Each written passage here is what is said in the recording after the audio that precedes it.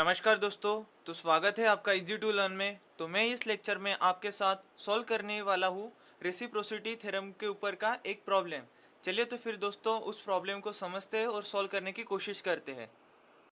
तो दोस्तों ये रहा वो प्रॉब्लम जिसको मैं आपके लिए रेसिप्रोसिटी थ्योरम के थ्रू आपको सॉल्व करके देने वाला हूँ। चलिए तो फिर इस प्रॉब्लम को पढ़ते हैं और इस प्रॉब्लम को पढ़कर समझकर हम इस प्रॉब्लम को सॉल्व करते हैं। ठीक है, तो क्या कहता है ये प्रॉब्लम दोस्तों? In the network shown in the figure the voltage V x, मतलब कि दोस्तों हमको क्या करना है, क्या कह रहा है ये वाला problem? In the network shown in the figure determine the voltage V x, मतलब कि हमको क्या करना है, ये वाला वोल्टेज फाइंड आउट करना है by using a reciprocity theorem. और ये क्या कह रहा है problem? Compare the two voltages, मतलब कि देखो दोस्तों, जैसे कि दोस्तों मैंने आपको एक एग्जाम्पल सॉल्व करके दिया था रेसिप्रोसिटी थ्योरम के ऊपर का, उस पर भी हमने क्या किया था, दो कंडीशन देखी थी। एक कंडीशन में हम कि जो सोर्स उस नेटवर्क में गिवन है उस सोर्स को हम एक कंडीशन में निकालते हैं और उस कंडीशन को हम दूसरे कंडीशन में कंपेयर करते हैं, ताकि हम पता लगाए कि हमारी जो रेसिप्रोसिटी थ्योरम है वो प्रूव हो रही है कि नहीं। ठीक है, तो वैसे ही हम इस प्रॉब्लम को सॉल्व करते हैं उस एग्जाम्पल की तरह जिसको मैंने आपको आगे के लेक्चर में समझा के दिया था। ठीक है दोस्तों, चलिए तो फिर इस एग्जाम्पल को वैसे ही सॉल्व करते हैं।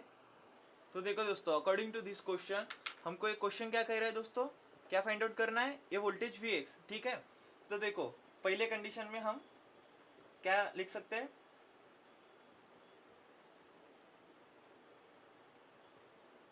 Determination of voltage V x. ठीक है दोस्तों,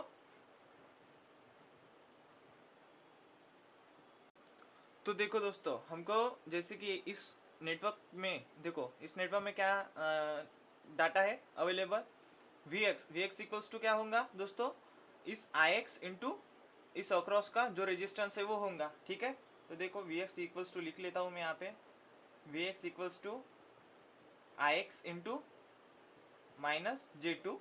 ठीक है, तो ये वाला गिवन डाटा है अकॉर्डिंग टू दिस नेटवर्क। ठीक है, इसको मैं गिवन लिख लेता हूँ यहाँ पे। ठीक है दोस्तों, बट यहाँ पे कौन सा पैरामीटर हमारे पास नहीं है, आई एक्स, तो हमको आई एक्स को फाइंड आउट करना होगा। तो देखो दोस्तों इस नेटवर्क में हम आई एक्स को कैसे फाइंड आउट कर सकते हैं, by using a current division rule. ठीक है, यहाँ पे लिख लेता हूँ, बाय करंट डिवीजन रूल। ठीक है दोस्तों, मैंने आपको करंट डिवीजन रूल के बारे में इसके आगे के लेक्चर में बताया था कि हम करंट डिवीजन रूल किसे कहेंगे। ठीक है, चलिए तो फिर दोस्तों इस इक्वेशन का जो करंट है आई एक्स उसको फाइंड आउट करते हैं। ठीक है, आई एक्स इक्वल्स टू क्या होगा दोस्तों, आई एक्स इक्वल्स टू जो हमारा गिवन करंट है वो वाला होगा पहले 20 at an angle 90 into into क्या होगा, उसके अक्रॉस का, मतलब कि इस ब्रांच का करंट निकालना है हमको, तो हमको उसके मतलब कि उसके आगे की ब्रांच का रेजिस्टेंस लेना होगा। ठीक है, 10 प्लस जे 5। ठीक है दोस्तों, और उसके अपन में इस सर्किट का टोटल रेजिस्टेंस लेना होगा। ठीक है, 10 प्लस जे 5 प्लस जे 5 माइनस जे 2। ठीक है दोस्तों, इसको सॉल्व करते हैं। आई एक्स इक्वल्स टू क्या मिलेगा दोस्तों, यहाँ पे 20 एट एन एंगल 90, यहाँ पे 10 प्लस जे 5। ठीक है, अब देखो दोस्तों यहाँ पे क्या होगा, 10 प्लस जे 8, जे 5 जे 10 माइनस जे 2। ठीक है, 10 प्लस जे 8। ठीक है दोस्तों, ये होगा आई एक्स इक्वल्स टू। अब देखो दोस्तों हम इसको कैल्सी में सॉल्व करेंगे। उससे पहले कैल्सी में सॉल्व करने से पहले आप अपने कैल्सी को कॉम्प्लेक्स मोड में कन्वर्ट कर लेना। ठीक है, 20 at an angle 90 into 10 plus 5 J. ठीक है दोस्तों, अपॉन 10 प्लस 8 जे। ठीक है, तो हमारा आंसर आया दोस्तों 17.46। क्या आया?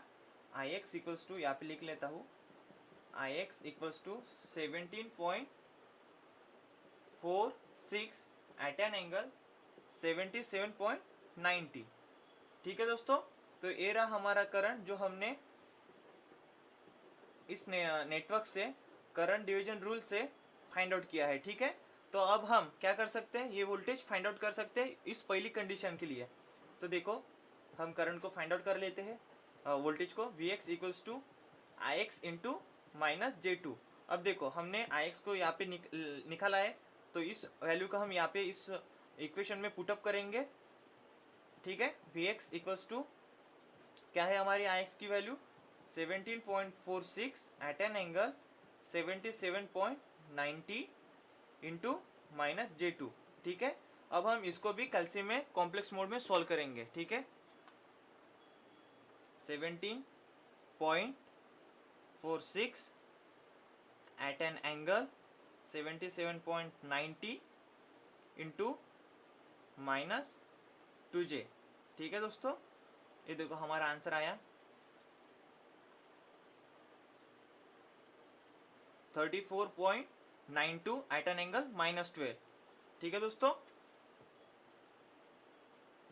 We X equals to 34.92 at an angle minus 12 volts. ठीक है, तो ये हो गया हमारा वोल्टेज जो हमने इस नेटवर्क के पहले कंडीशन के लिए निकाला है। ठीक है, अब हमको क्या करना है, हमको कुछ नहीं, ये वाला जो वोल्टेज सोर्स है इस करंट सोर्स के साथ रिप्लेस करना पड़ेगा, मतलब कि इसकी जो पोजीशन है इंटरचेंज करनी पड़ेगी इस सर्किट के लिए, और उस कंडीशन के लिए हमको फिर से voltage V x find out करना होगा। और जो हम voltage V x find out करेंगे वो वोल्टेज वी एक्स इसके साथ मैच होना चाहिए, तो तभी हम ये कह सकते हैं कि हमारी जो रेसिप्रोसिटी थ्योरम है वो इस नेटवर्क के लिए प्रूव हो गई है। ठीक है दोस्तों, तो देखो दोस्तों, मैंने उस हमारे प्रॉब्लम में से, उस नेटवर्क में से हमने क्या किया, उस सोर्सेस को अपने अपने जगह से, अपने अपने पोजीशन से इंटरचेंज कर दिया। देखो, यहाँ पे हमारा करंट था, उसको मैं यहाँ पे लेकर आया, और यहाँ पे ये वोल्टेज था वी एक्स, जिसको मैं यहाँ पे लेकर आया। ठीक है, तो देखो दोस्तों, इस नेटवर्क को मैं कैसे और ऐसे लिख सकता हूँ। देखो, इसको कन्वर्ट करके मैं ऐसे लिख सकता हूँ ना। देखो, इस सर्किट को अच्छे से देखो,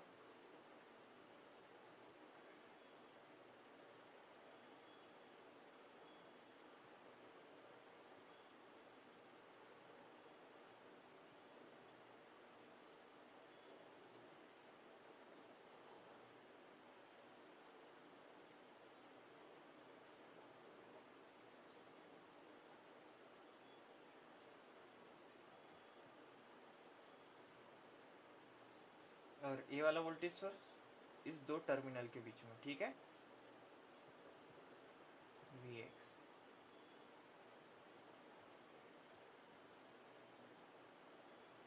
ठीक है दोस्तों, यहाँ पे करंट 20 एट एन एंगल 90, यहाँ पे माइनस J2, यहाँ पे J5 10 और J5। ठीक है, और इस करंट की डायरेक्शन चेंज हो जाएंगी। देखो, वो करंट की डायरेक्शन ऐसी हो जाएंगी। ठीक है, तो देखो, इस सर्किट में हम क्या करने वाले हैं, फिर से करंट डिवीजन रूल से क्या करेंगे, हम इस करंट को सॉल्व करेंगे, बिकॉज इस सर्किट के लिए हमारी वोल्टेज की कंडीशन क्या होंगी। देखो, मैं यहाँ पे लिख लेता हूँ, वी एक्स इक्वल्स टू, इसको मैं आई एक्स देता हूँ। ठीक है, आई एक्स इंटू 10 प्लस J5। ठीक है, तो जैसे कि हमने इसके आगे के कंडीशन में देखा था कि आई एक्स भी वहाँ पे अननोन था, फिर हमने नोन करके उसको इस फॉर्मूले में डालकर वी एक्स की वैल्यू निकाली। वैसे ही हमको क्या करना है, इस कंडीशन के लिए आई एक्स को फाइंड आउट करना है। ठीक है, ये वाली बी कंडीशन है हमारी, यहाँ पे लिख लेता हूँ। ठीक है, तो देखो, आई एक्स को फाइंड करने के लिए क्या लगेगा हमको, फिर से करंट डिवीजन रूल। तो यहाँ पे लिख लेता हूँ, बाय करंट डिवीजन रूल। ठीक है दोस्तों, फिर से वैसे ही I इक्वल्स टू क्या होगा, 20 at an angle 90 into minus J2 upon total resistance कितना है 10 प्लस J10 माइनस J2, ठीक है, इतना ही होगा ना। अब देखो क्या होगा 20 at an angle 90 minus J2 upon 10 plus J8, ठीक है दोस्तों। अब मैं इसको क्या करूँ, कैल्सी में सॉल्व कर लेता हूँ इन कॉम्प्लेक्स मोड में, ठीक है। 20 at an angle 90 into minus 2J upon 10 plus 8J, ठीक है, इक्वल्स टू कितना है दोस्तों 2.44। I इक्वल्स टू, मैं डायरेक्ट इसको एंगल में कन्वर्ट कर लेता हूँ, ठीक है। तो आएगा हमारा 3.123 एट एन एंगल माइनस 38.65, ठीक है, ampere IX।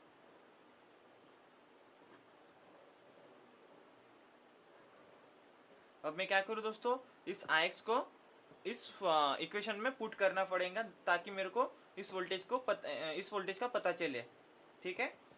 Vx equals to IX कितना आया हमारा 3.123 एट एन एंगल माइनस 38.65, ठीक है, इंटू 10 प्लस J5। सेम वैसे ही इस इक्वेशन को भी मैं कैल्सी में सॉल्व कर लेता हूँ।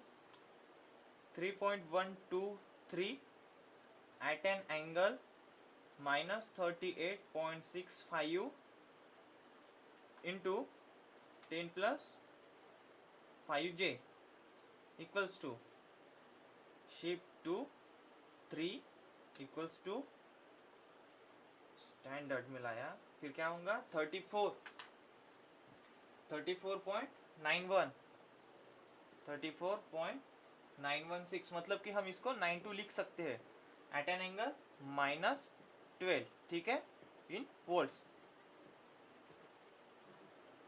तो दोस्तों देखो मैंने ऐसे ही Vx को पहले कंडीशन में कितना फाइंड आउट किया था, सिर्फ सेम इतना ही 34.92 एट एन एंगल माइनस 12, ठीक है। तो हम अब ऐसे लिख सकते हैं from condition A and condition B, it is satisfied, it's prove that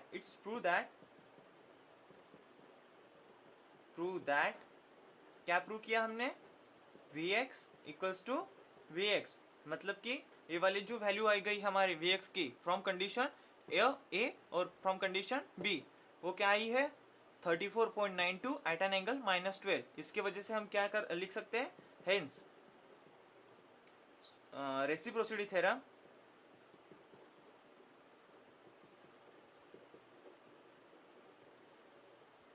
is proved, ठीक है दोस्तों। तो समझ गए आप कि अगर रेसिप्रोसिटी का थ्योरम हमको पूछते हैं तो हम उसको कैसे सॉल्व कर सकते हैं, ठीक है। चलिए तो फिर मिलते हैं दोस्तों नेक्स्ट लेक्चर में, धन्यवाद।